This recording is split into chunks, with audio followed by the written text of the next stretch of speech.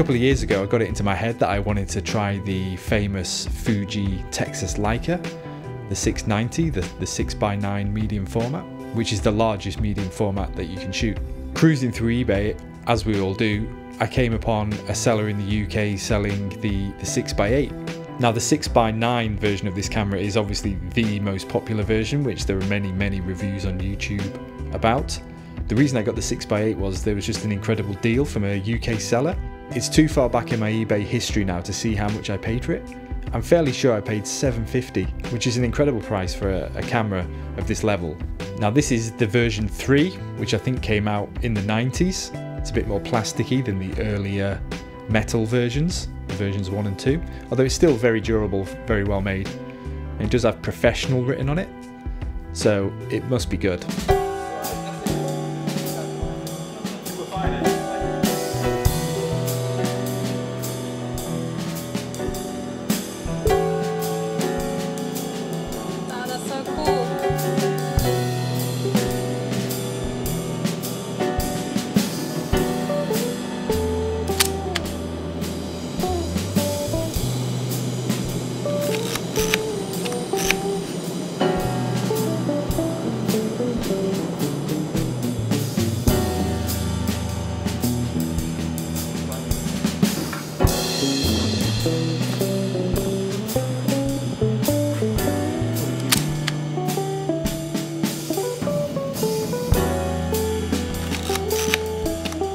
Fairly sure that the Texas Leica, the 6x9 and the 6x8 and the 6x7, which you hardly ever see, I'm fairly sure they all share the exact same body from the factory, and they just change the stickers on them.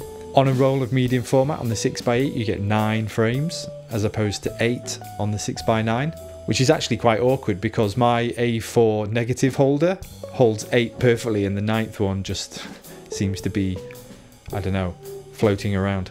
Now this series of cameras, they're all purely mechanical, which I really like, which means there's far less to go wrong with them and they're probably far more repairable than the fully automated electronic versions of cameras, film cameras they made, like the 645s, which I prefer. I think that gives them longevity.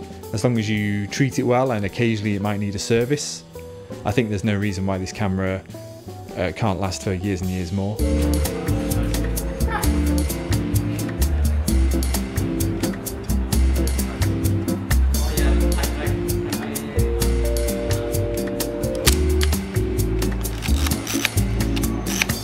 This series of Fuji cameras does have a leaf shutter as opposed to the more common focal plane shutter, which means the shutter is at the rear of the lens as opposed to at the back of the body.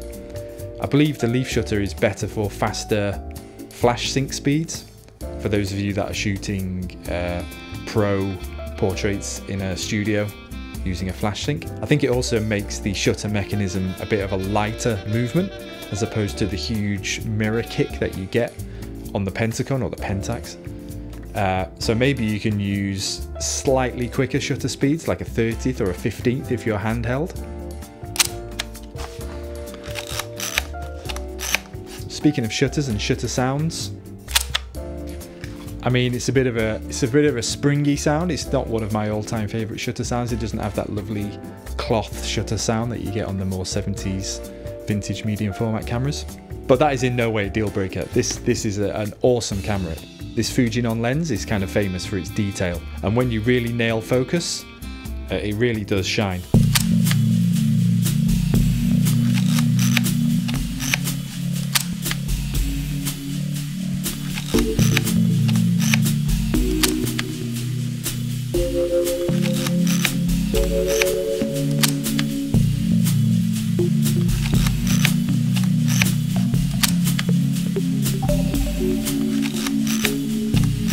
One of the more interesting features of this camera is it has a shutter count, which I've never seen on any other camera, but it's really helpful to give you an idea of the age of the camera, particularly when you're buying off eBay and you don't really know how much use a camera's had.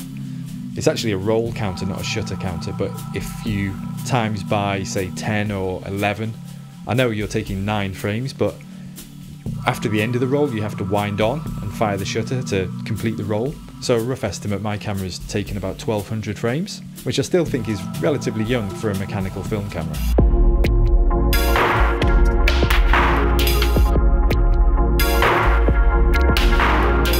It is also quite a big, hefty beast, as you can see, compared to the size of your face. I mean, it is called the Texas Leica for a reason. I mean, it is an outsized, cartoonishly big almost.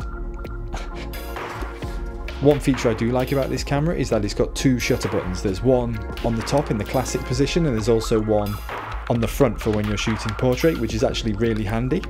Anyway, that's about everything. Any questions, let me know in the comments.